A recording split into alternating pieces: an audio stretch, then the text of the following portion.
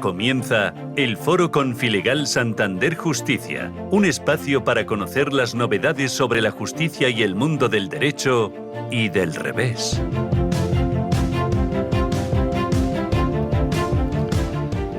Buenas tardes amigos, les habla Carlos Berbel.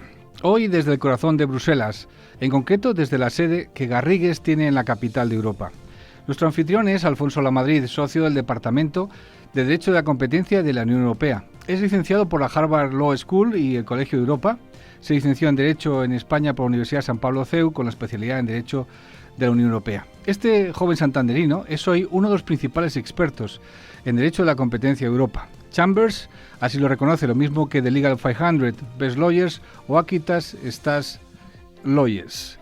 Ha actuado en defensa de clientes en más de 60 casos ante el Tribunal de Justicia de la Unión Europea y ante su primera instancia, el Tribunal General.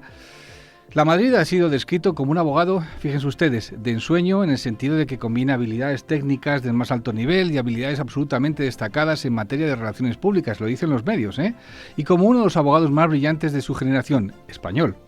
Los clientes se entusiasman porque Lamadrid piensa estratégicamente, es inteligente, empático y entiende el negocio. No en vano es uno de los 4 abogados que representan a Google sí, en su batalla por quitarse la sanción de 4.340 millones de euros que le impuso la Comisión Europea por supuestamente abusar de su posición dominante en relación con el sistema operativo Android. Y por lo tanto, de haber vulnerado el derecho de la competencia. Hoy vamos a conocer en primera persona quién es Alfonso Lamadrid, en qué consiste el litigio Google y su opinión sobre la futura ley europea de mercados digitales que ha sido calificada como la peor pesadilla de Google, Amazon, Facebook y Apple. En la segunda parte de nuestro programa contaremos con Rosa Guirado, socia directora del despacho Legal Sharing, licenciada también en económicas y empresariales y una de las grandes expertas en plataformas digitales y derecho a la competencia, y también con Julia Saderow, igualmente abogada, socia de 3C Compliance y especialista en derecho a la competencia. Con ellas vamos a hablar sobre lo que se avecina, fíjense ustedes, con la futura ley de mercados digitales para Europa, así como también con la futura ley de servicios digitales.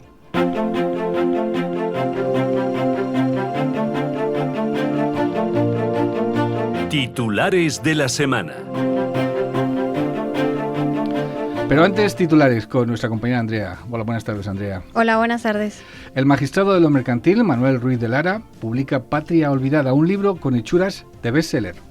Es un thriller jurídico, político, policial que arranca con la muerte de la princesa Corina en un atentado terrorista cuando va a declarar ante la justicia. Derecho probatorio y otros estudios procesales, un libro homenaje al desaparecido Vicente Jimeno Sendra. Casi 80 juristas, entre los que se encuentran Manuel Marchena y Jacobo Barja de Quiroga, presidentes de la Sala Segunda y Quinta del Supremo, participan en volumen en memoria al respetado jurista. La Plataforma Cívica por la Independencia Judicial califica de acto de corrupción jurídica el nombramiento por el CGPJ del presidente de la Sala de Contencioso del TSJ de Asturias. Esta asociación de jueces, fiscales, abogados, juristas y ciudadanos considera que el nombramiento de David Ordóñez es antidemocrático y viola los principios sentados por las altas instancias europeas en materia del gobierno judicial. Nombramientos de la semana. Santiago Pedraz cambia de juzgado central de instrucción de la Audiencia Nacional, se pasa del 1 al 5. Es el que dejó libre el magistrado José de la Mata tras ser nombrado por el gobierno representante español en Eurojust con sede en La Haya. La fiscal general del Estado propone al gobierno el nombramiento de Juan Ignacio Campos como nuevo teniente fiscal.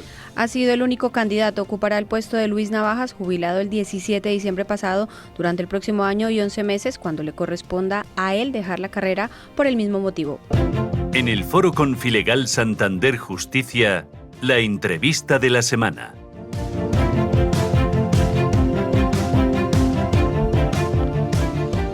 Señor Lamadrid, el derecho de la competencia, en el que usted es experto, para que nos entendamos todos, pues regula el comercio mediante la prohibición de restricciones ilegales, la fijación de precios y los monopolios. Su función, para que nos entendamos todos, es la de promover la competencia entre las empresas y el mercado y fomentar la calidad de bienes y servicios pues al menor precio posible, garantizando, de paso, y esta es la madre del cordero, una estructura de mercado eficiente. El diablo siempre está en los detalles. ¿Está de acuerdo conmigo? ¿Cómo se hace esto? Pues estamos hablando de un derecho muy especializado, quizás relativamente desconocido por el gran público, porque tiene una gran incidencia en la vida de la gente. La aplicación práctica de estas normas se articula por dos vías. La vía administrativa, la misión está asignada a las autoridades de competencia, la Comisión Europea en primer lugar, las autoridades nacionales de competencia que tenemos en cada Estado miembro, la CNMC en España. En España tenemos también un tercer nivel, que son las autoridades autonómicas, y después también se aplican estas normas por vía privada, es decir, por parte de los tribunales ordinarios, los juzgados de lo mercantil, pero también otros tribunales. Estamos en este mundo en que nos encontramos, sobre todo el digital, estamos en permanente cambio en estos momentos, ¿no? Estamos viviendo una especie de nuevo nacimiento. Me estoy refiriendo, por ejemplo, a lo que se votó la pasada semana, que es la ley esta de europea de mercados digitales, ¿no?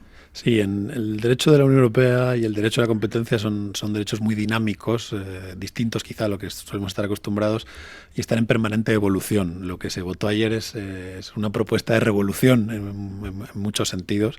Entonces va más allá de lo que estamos habituados, pero ciertamente es un momento interesante para dedicarse a esto. Esta propuesta de ley, que no sé cuándo saldrá, será en un mes, 2 meses, 15 años, no sé cuánto. Algunos dicen que es la peor pesadilla para Google, Amazon, Facebook, Apple. ¿Por qué? Bueno, yo creo que la propuesta responde a una cierta inquietud que existe entre empresas y en el gran público acerca de la preponderancia de ciertas plataformas digitales. Yo creo que es una inquietud que en algunos aspectos puede ser legítima, y la Comisión Europea tiene derecho a tratar de regular estas cuestiones. También tiene la responsabilidad de acertar y de hacerlo bien.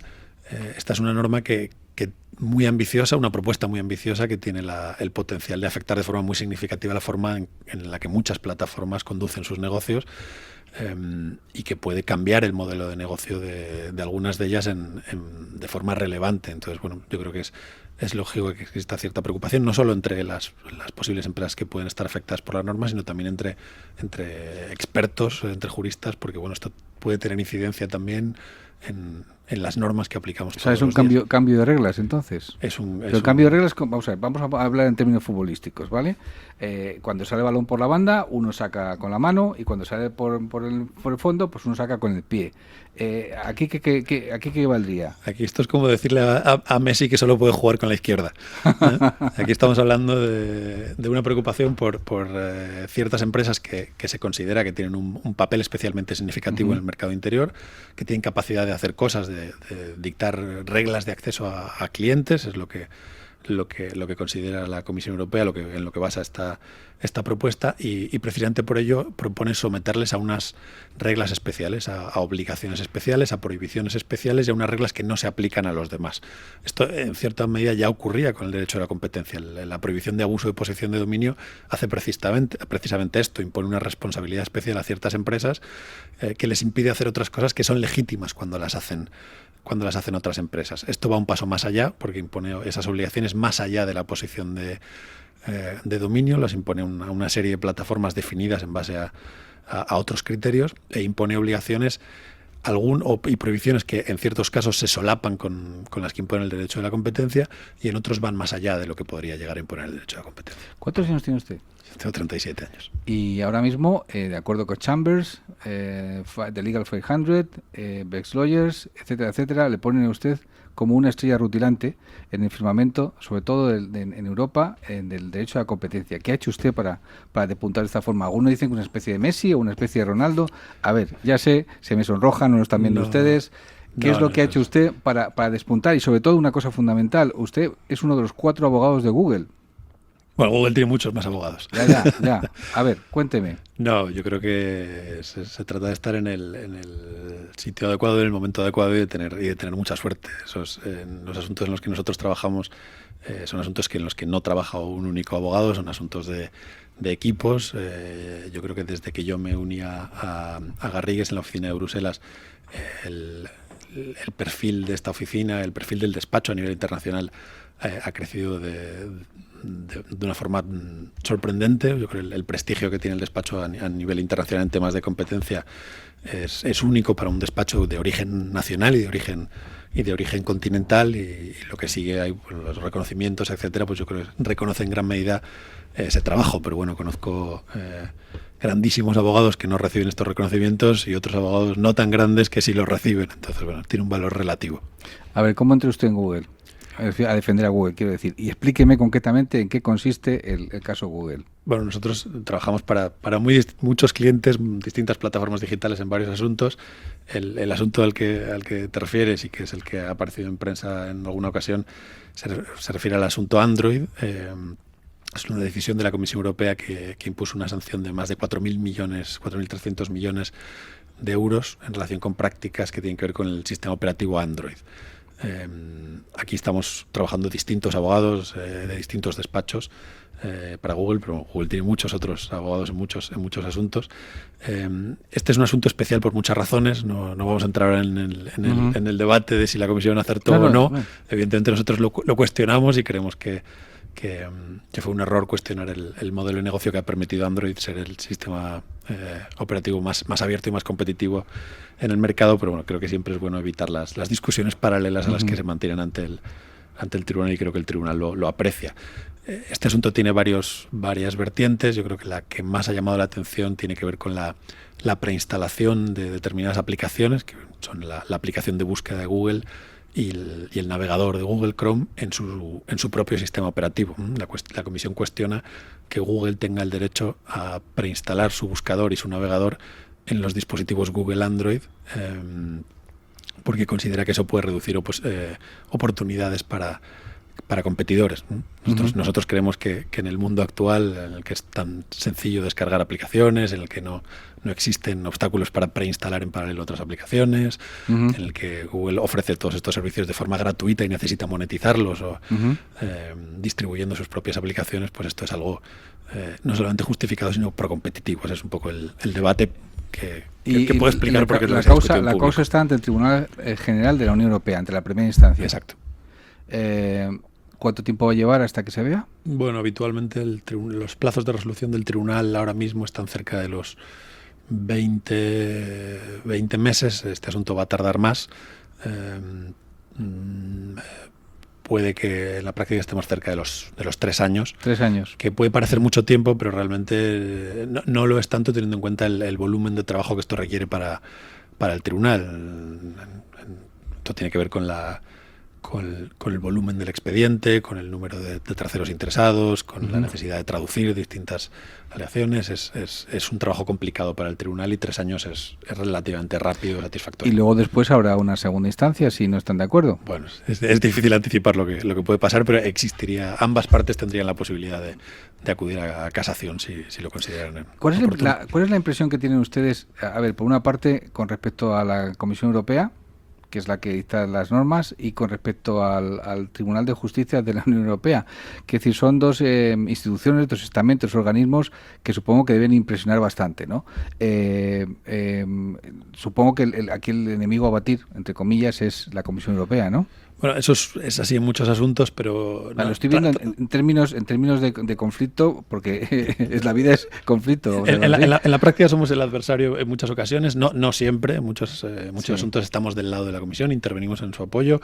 Yo personalmente he sido abogado de la Comisión ante el Tribunal General y he defendido a la Comisión ante el Tribunal General en una serie de asuntos. Entonces no tenemos una relación de oposición. Y yo creo que todos reconocemos el gran trabajo que la Comisión hace en muchos ámbitos. Naturalmente hay asuntos en los que estamos de acuerdo, asuntos en los que no estamos de acuerdo, y nuestro trabajo en ocasiones es recurrir a algunas de sus decisiones ante el tribunal. Pero bueno, ni la Comisión ni el tribunal tienen un trabajo sencillo. Usted tiene también un máster por Harvard, ¿no? Supongo que conocerá el mercado estadounidense también. Sí. En comparación con lo que se está construyendo en Europa, ¿es más abierto o más cerrado? El mercado estadounidense, sí. Bueno, para despachos de abogados son mercados relativamente similares, yo creo. Aquí en nuestro área, desde luego, tradicionalmente es un área dominada por despachos anglosajones. Eso hasta cierto punto sigue siendo así, aunque está cambiando bastante. Yo creo que nosotros somos un ejemplo de eso. Quizá pueda haber más cambios en lo que se refiere al acceso a tribunales, por ejemplo, los litigios ante el Tribunal Supremo en Estados Unidos, pues prácticamente se han centrado en un grupo muy, muy reducido de abogados especializados en litigios ante el Tribunal Supremo.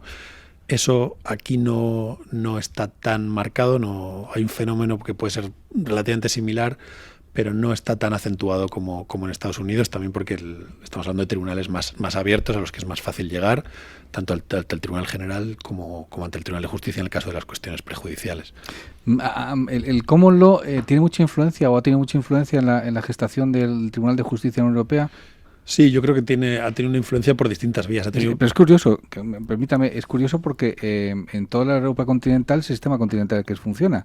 Es decir, si la influencia de la common law es una influencia británica o estadounidense, vamos a llamarla así, ¿no? Sí, en nuestro área yo creo que hay dos factores importantes. O sea, el primero es que el propio derecho a competencia, el derecho antitrust, es algo importado en gran medida de Estados Unidos. Allí, Joaquín Garrigues decía que los soldados americanos que desembarcaron en Normandía llevaban en la mochila una ley antimonopolio. Entonces, es cierto que las normas europeas de competencia están inspiradas en Estados Unidos. Yo creo que a día de hoy hemos superado al maestro en muchas cosas y el referente a nivel internacional en derecho a competencias es la Unión Europea más que Estados Unidos.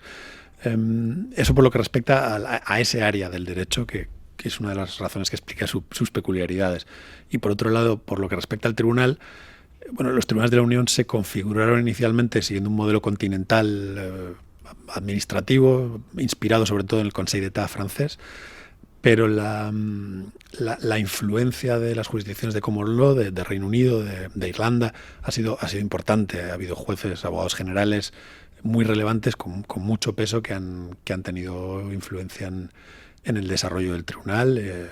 Quizá una de las dos de los aspectos más visibles en los que se ve esta influencia son el tratamiento que hace el tribunal de sus precedentes. No tenemos una regla fija de stare decisis, de vinculación absoluta al precedente, como puede haber en esas jurisdicciones, pero sí tiene un valor especial el precedente y el tribunal está muy preocupado por asegurar su coherencia y sus razonamientos se basan en citas y una evolución incremental de precedentes. Y también se ve mucho en la configuración de las audiencias. No, en los sistemas continentales estamos acostumbrados a un modelo más adversarial en el que son las partes quienes llevan el peso de las audiencias orales, de las vistas. En Luxemburgo eso es distinto. Son los jueces desde, yo creo que los años 70 ya quienes dirigen ese debate, quienes participan de forma activa, quienes formulan preguntas sobre cuestiones de derecho, entran en profundidad en el expediente.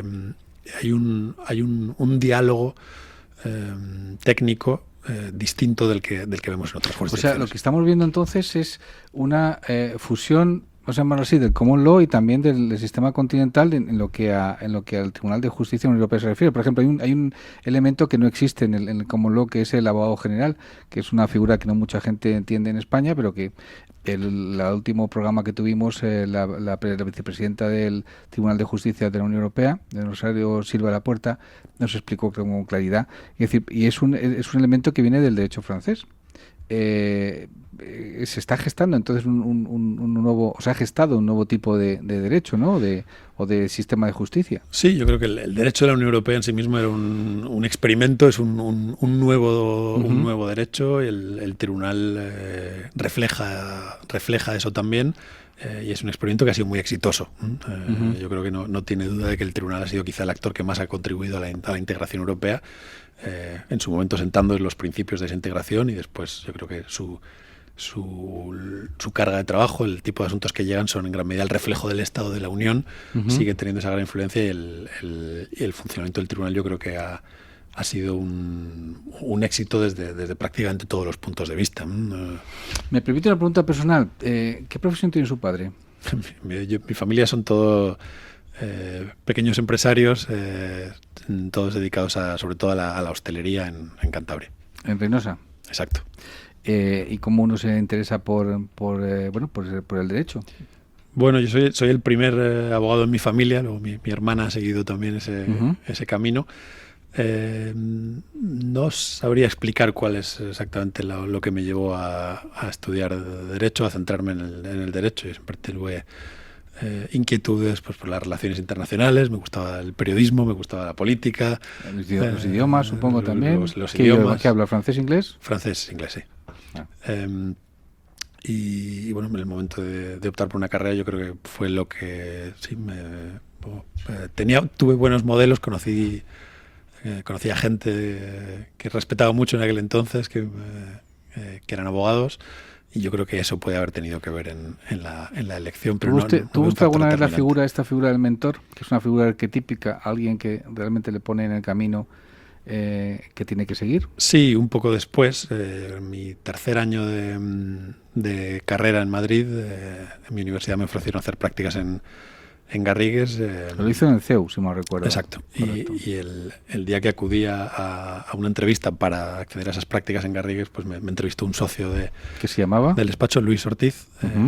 Y en esa primera entrevista él casi me esbozó mi plan de carrera en 5 minutos según nos conocimos. Me dijo, bueno, tienes que estar aquí hacer las prácticas con nosotros mientras acabas la carrera, en el departamento de competencia. Después, lo ideal sería conseguir una beca para estudiar en el Colegio de Europa en Brujas, especializarte en Derecho de la Unión, adquirir un poco de experiencia práctica en Bruselas y luego pues, redondearlo con un máster en Harvard, que en aquel momento aquello me parecía todo demasiado ambicioso, y luego tuvimos la gran suerte que seguimos todos los pasos. Vale. Hay que concatenar muchos factores y tener suerte de que todo eso salga bien, pero bueno, también hay que tener esa figura que te diga que algo es posible cuando a ti ni se te puede haber ocurrido que todas esas cosas sean. Es el mentor, es una figura típica de siempre.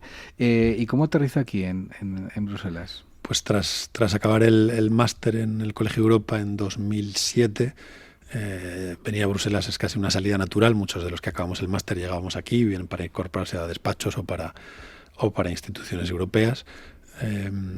Garrigues tenía aquí ya una oficina, yo conocía el equipo y bueno, en muchos aspectos era la salida natural. O sea, cuando llega aquí, le integran, le dicen, bueno, te vas a dedicar, en ese sentido era un pipiolo, era como un rookie, que llaman en Estados Unidos, ¿no? Y le integran un equipo. Y entonces, ¿cuál es el primer caso concreto en el cual consigue un éxito? Siempre hay un primer caso, siempre uno lo recuerda. Y ese caso supongo que también lo tendrá en su cabeza. ¿Cuál fue? No sabría decir ahora mismo cuál es el mayor éxito, porque nosotros en nuestro caso trabajamos en casos que tienen una vida muy larga. Entonces no son casos de éxito inmediato. Hay uno. Bueno, hemos tenido asuntos interesantes de mucho tipo en España. Hemos ganado asuntos buenos. Yo creo que a mí una cosa que siempre me ha gustado ha sido entrar en determinados asuntos. Es algo que siempre pues, recuerdo, por ejemplo, cuando conseguimos que una multinacional, Cisco, nos eligiera como despacho para representarla ante el Tribunal General en un asunto en el que se oponía a la compra de Skype por Microsoft. Este es un asunto que finalmente no salió bien de algún modo, pero que ya reflejó un cambio de tendencia y que yo creo que fue especialmente satisfactorio trabajar en un asunto así estando en un despacho español, y es algo que recuerdo con especial cariño, con independencia de que el tribunal no estuviera de acuerdo con nosotros. O sea, es que esos son los puntos en los cuales uno basa luego después su propio desarrollo. Es decir, leerse bien el caso y encontrar el punto adecuado para el ataque. O sea, realmente la estrategia es lo fundamental, ¿no? Cuando uno coge un caso, en este caso el de Cisco o el de Google o el que sea, concretamente es encontrar la estrategia, ¿verdad? Esa es la clave de toda la historia, ¿no? ¿Cuál es su procedimiento? Bueno, yo creo que varía mucho en función de cada asunto. Yo creo que efectivamente el enfoque inicial, el enfoque estratégico es fundamental, sobre todo cuando estamos hablando en el tipo de asuntos en el que nosotros trabajamos. La revisión judicial que se hace de las decisiones de la Comisión deja a la Comisión un gran margen de apreciación en relación con evaluación de cuestiones económicas complejas. Entonces, cuestionar cuestiones detalles de cómo han tramitado los asuntos normalmente no lleva a nada. Hay que buscar siempre los asuntos los puntos débiles estratégicos, y eso es interesante, es complicado, pero bueno, sí, es lo que hace esta profesión bonita. O sea, usted disfruta justamente buscando eso y encontrando el punto sobre el cual hay que atacar. Esto es como el periodismo en este caso, siempre es encontrar el titular y vamos por aquí. Esto es una cosa muy parecida, es el sistema más o menos. En Bruselas lleva 13 años, ¿verdad? ¿O 12 años? Sí, 12, 13 años, sí, desde 2007 yo creo. ¿Dónde se ve dentro de 10 años? Bueno, es difícil acertar. Mis pronósticos hasta ahora no se han demostrado muy exactos. Yo siempre decía que mi límite en Bruselas era no tener hijos aquí, tenerlos en España. Ya llevo 3 nacidos en Bélgica. Entonces es difícil anticipar lo que puede ocurrir de aquí a 10 años. Pero bueno, del Real Madrid no se cambia, ¿no? No se cambia. Vale. Señora Madrid, ha sido un placer tenerle aquí en Confilegal. La verdad es que hemos visto que en Bruselas Garrigues pita y Confilegal, pues bueno, siempre cubre los grandes casos y los buenos abogados. Y a usted lo siento mucho, pero tanto 500, Chambers, Best Lawyers y demás dicen que es la estrella. Volvemos a escuchar y volvemos a saber de usted. Será en un futuro. Nos vemos en una próxima ocasión. Muchas gracias.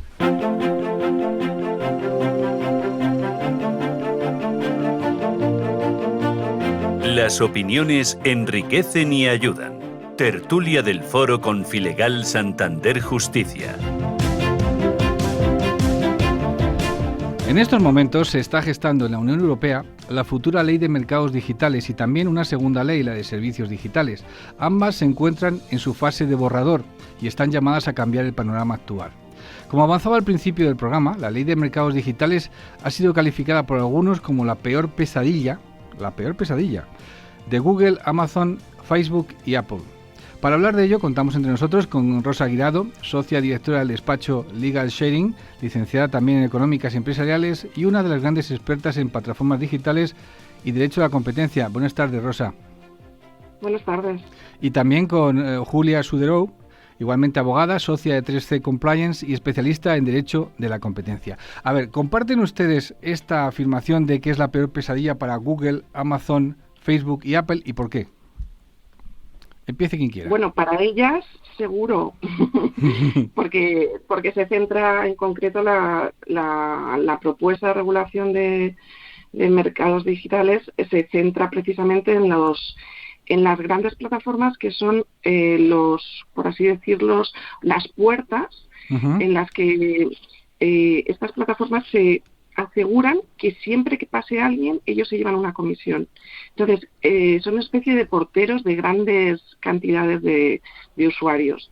Entonces, por un lado, esto desde el punto de vista de transformación digital es el objetivo principal, llegar a ser una plataforma que, como Microsoft, que con su sistema operativo todos pasen a través de él, pero, sin embargo, si tienes una posición dominante, como son estas plataformas que hablas de Google, Amazon, etcétera, desde luego es un infierno que te vayan a recortar o a regularizar más bien esa situación y tu situación en el mercado. Claro, Julia, ¿qué piensas tú? Hombre, más que recortar es regularizar, como bien dice Rosa, y hay que regularizar porque las normas que tenemos en estos momentos en buena medida no están adaptadas a esta nueva realidad.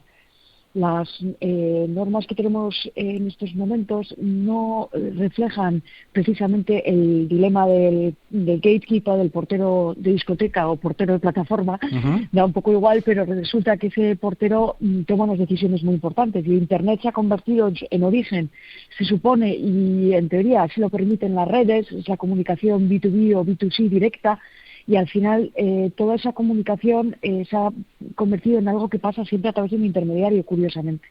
Hemos pasado de tener un sistema completamente abierto en el que cualquiera podía tener una página web a la que cualquiera podía acceder desde cualquier lugar del mundo, pero ahora resulta que para absolutamente todo accedemos a través de unos intermediarios. Es que es tan sencillo como hoy en día podemos escribir Confilegal en la barra de nuestro buscador, ¿sí?, que puede ser un buscador de Microsoft o de Google o de Firefox o de cualquier otro, pero probablemente sea un buscador de alguno de estos porteros de plataforma y nos va a llevar, ¿vale? Nos va a llevar a la página web de Confilegal o puede escribir la dirección de Confilegal, cosa que ya nadie hace, vamos siempre a través de un buscador o de otra forma. Entonces eso tiene unas implicaciones muy importantes para todas aquellas empresas, entes y personas que ofrecen servicios o que tratan de ofrecerlos a través de Internet. ¿vale? Porque siempre al final va a canalizarse todo a través de ahí. Entonces, precisamente esa situación en la que tenemos dos lados, un mercado de dos lados, nuestra normativa en estos momentos no estaba reflejando precisamente este modelo de negocio, y entonces eso plantea muchos problemas en la práctica. Por lo tanto, estas normas, que son fruto de un proceso bastante madurado y de largas discusiones, entiendo, tanto a nivel de Europa como a nivel académico, como a nivel de Estados Unidos, y en Asia seguimos en la misma línea, porque es que están todos los países, todas las jurisdicciones del globo están yendo en la misma línea.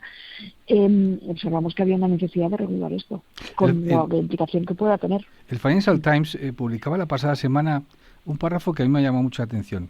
Decía: empresas tecnológicas estadounidenses como Amazon, Google, Facebook hacen frente a una creciente hostilidad en Europa por pagar impuestos bajos, invadir la privacidad y aplastar a los rivales. ¡Wow! Me quedé y bueno, esto tengo que plantarlo. Es la percepción, y si Financial Times tiene esa percepción, evidentemente la Comisión Europea tiene esa percepción también, ¿no? Pregunto. Bueno, realmente las propuestas de regulación que ahora han salido es precisamente sobre la última, diríamos, sobre la última de las cuestiones, sobre lo de aplastar a los rivales, porque sí. Sobre la privacidad ya se publicó, ya entró en vigor el GDPR, etcétera. Entonces, no es tanto, bueno, sí hay una parte como de intentar evitar que los competidores salgan afectados. ¿Cómo? Pues, por ejemplo, porque tú limitas que tu software solo se aplique a tus usuarios y no al resto. Entonces, hay una serie de prácticas que sí se tratan de evitar. Precisamente la idea es que sean más transparentes las plataformas y que realmente la obligatoriedad de las mismas, es decir, el cumplimiento, sea efectivo. Entonces, un poco ambas normas van dirigidas a esto. Sobre todo la ley de, como decía muy bien Julia, hasta hace nada me refiero a unos 20 años así, sí. No había necesidad de regular nada en Internet, porque Internet era relativamente nuevo. Entonces, apareció la directiva se publicó la directiva de comercio electrónico, ahí empezaron a regularse, pero estos denominadas plataformas de dos lados como mínimo o de más lados, porque Amazon empezó siendo de dos lados. Un vendedor vendía libros a un usuario. Así es. Y además con mucha estrategia, en el sentido de que empezaron por libros porque era un producto muy diverso que iba a entrar en todas las casas, o por idioma o por temática. Entonces empezaron con dos lados, pero ahora ya son multi-sided, ahora tienen muchísimos lados. Entonces, no es que tanto se vayan a aplastar a los competidores o evitar, pero sí que haya más transparencia, que el tema de algoritmos, que Julia sabe mucho, pues que se sepa cómo funcionan, no tanto que les den, porque oye, tú tienes derecho a tu secreto comercial, no tanto que los den en abierto, sino que al menos cuenten a la comisión y colaboren con las inspecciones para contar cómo funcionan esos algoritmos, por ejemplo. Entonces, la idea es eso, no competir deslealmente o no competir a codazos, digamos. A ver, el objetivo es, según lo entiendo, corrígeme si me equivoco, de esta futura ley de mercados digitales es promover la competencia en el entorno digital. Yo me pregunto, ¿cómo? ¿De qué forma? Entre otras cosas, perdón. Sí, Julia. A ver, entre otras cosas, ¿de qué forma? ¿Cómo? También busca la defensa del consumidor, sí. que en muchas ocasiones no sabe ni siquiera a quién dirigirse. Sí. También busca que se respeten los derechos fundamentales, que la información y la información que se ofrece responda a determinadas garantías sobre su origen y sobre precisamente su veracidad, para evitar también todos los problemas que estamos viendo en otros entornos. O sea, no es solo un tema de competencia, sino que es un tema de más áreas. Y respecto al punto que mencionabas antes del Financial Times, en Estados Unidos han iniciado hace un mes un procedimiento contra Google. Es un procedimiento muy importante por los mismos motivos por los cuales la Comisión Europea puso una serie de multas hace ya un par de años. Y no solo ha iniciado en Estados Unidos, sino que también se está iniciando en la India, si no me equivoco. Sí, en Japón también tengo entendido, sí, y Australia. Sí, en Japón también, sí. Y la semana pasada en Estados Unidos han iniciado un nuevo procedimiento contra Facebook. O sea, precisamente por este tipo de cuestiones, por probablemente abusar, o eso es lo que llevan a plantear ellos, abusar de su posición de dominio. Esto me recuerda... Entonces, no es algo de Europa, diría yo, si me lo permites, sino que con independencia de la opinión y con total respeto hacia la opinión del Financial Times. Obviamente en Europa llevamos más años trabajando en esto es cierto. Sí, eso claro. es una verdad, eso es evidente. Esto me recuerda a mí la época de las Bells de Estados Unidos, cuando decidieron que había crecido demasiado y evidentemente era un monopolio, y decidieron que había que trocearlo. ¿Estamos en una posición parecida a aquel tiempo o no? ¿O simplemente estoy elucubrando? Pregunto. Me refiero con respecto a estas grandes empresas. Sí. Sí, ahora con la salida a bolsa de Airbnb sí se ha cuestionado mucho, ¿no? Porque ha tenido mucho éxito y sí se ha cuestionado mucho si hay mucha burbuja.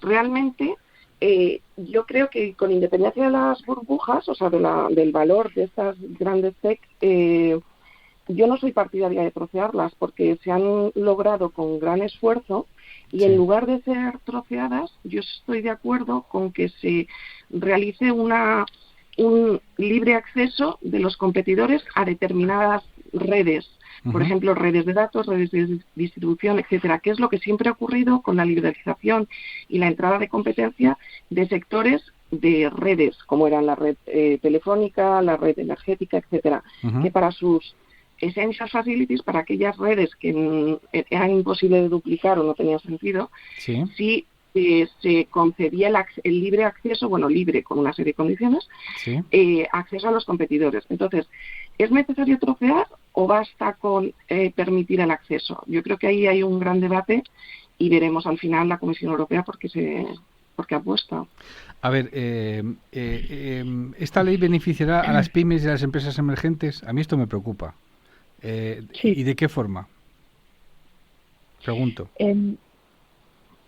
Tanto la Digital Services Act como la Digital Markets Act tienen un marco sancionador un poco distinto al que conocemos del derecho a la competencia, ¿vale? Si bien algunas de las sanciones se parecen hasta un 10% del volumen de negocios, lo que hacen es sancionar determinadas conductas y definir esa posición de dominio de una forma distinta a la que lo conocíamos hasta ahora.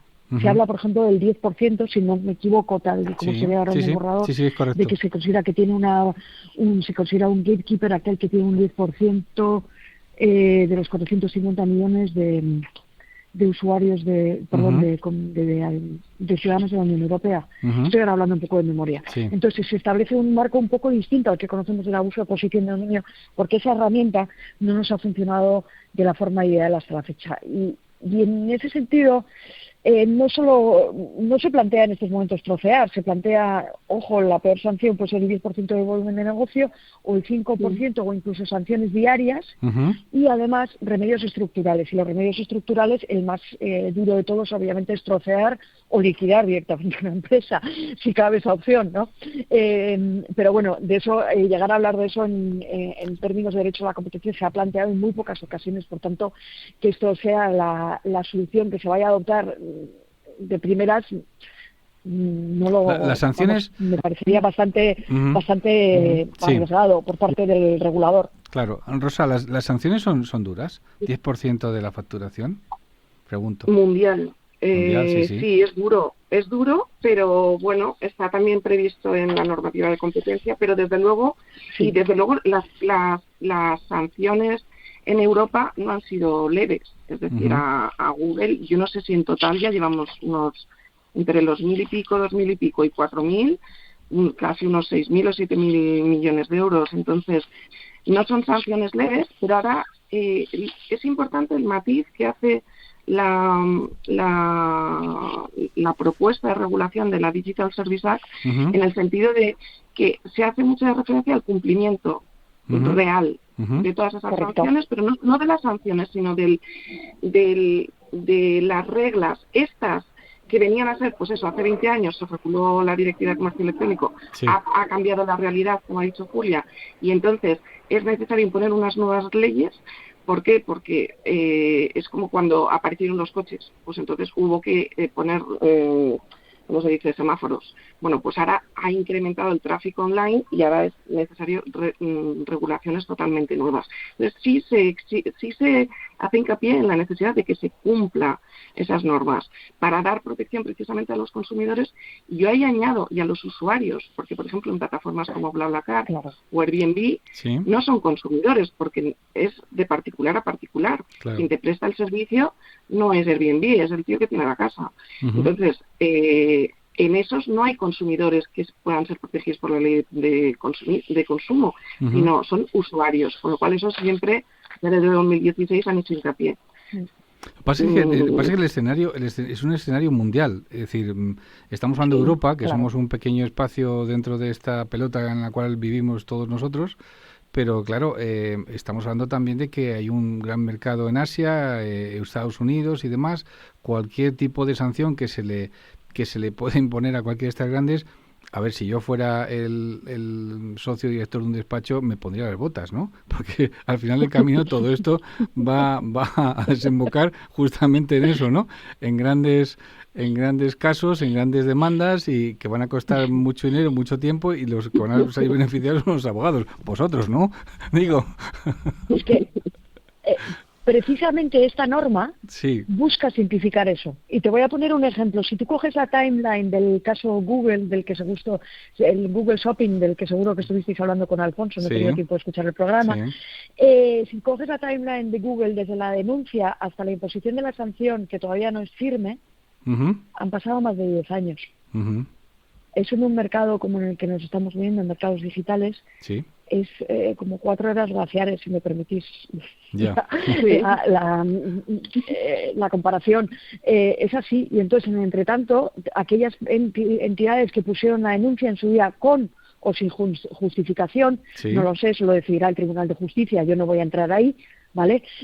Han desaparecido o prácticamente siguen ahí solo vivas para reclamar daños y perjuicios en el caso de que finalmente el Tribunal de Justicia acabe confirmando que Google estaba abusando de su posición de dominio con el sistema de Google Shopping.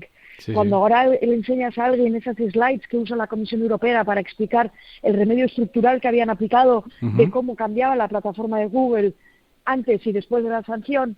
Yo hace poco se le enseñé un curso a expertos informáticos que se dedican a la programación de páginas web, me miraban, se reían prácticamente, ¿no? Porque decían, ¿qué es esto? Y para eso necesitamos 10 años de discusión jurídica, con todo lo que eso implica. Eso ya lo has mencionado tú y yo creo que no hay que entrar. Ya te digo, no hace falta dar más detalles. O sea, el mero hecho de decir que durante 10 años nos hemos ocupado de esto o más y seguimos, pues es que ya te puedes hacer una idea de lo que hay detrás.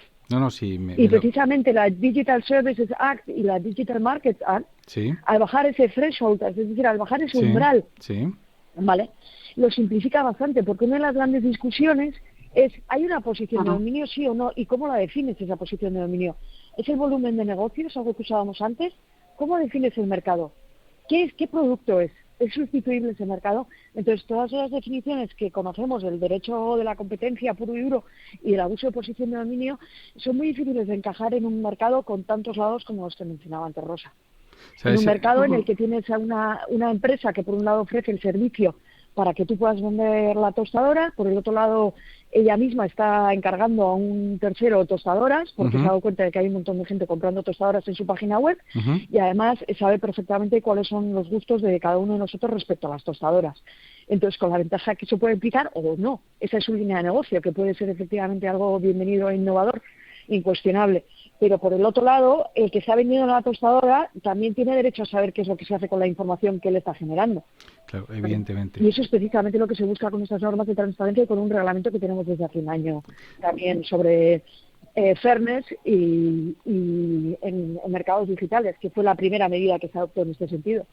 Voy a hacer una pregunta. Estamos ante una situación en la cual pues tenemos que tratar de adaptarnos. No, evidentemente. A ver, una pregunta muy simple. ¿Qué no podrán hacer las plataformas que pueden hacer ahora en estos momentos? Decidme una cosa o dos cosas. Por ejemplo. Pues a ver, por ejemplo, ahora mismo pueden permitir que su software les beneficie solo a ellos. Y si hay pequeñas y medianas empresas, por ejemplo, pensemos Amazon, pequeñas y medianas empresas que están vendiendo en su plataforma, pero el software es de Amazon, a lo mejor no se lo permite a ellas. De hecho, por eso surgió la normativa que yo creo que es a la que se refería antes Julia, que era la protección de los pequeños y medianos comerciantes dentro de las grandes plataformas, porque esos tienen que estar bien protegidos. Entonces, no sé si Julia quiere decir otra, pero básicamente todo lo que es impedir que los competidores compitan, que no es poco. No, que no es poco.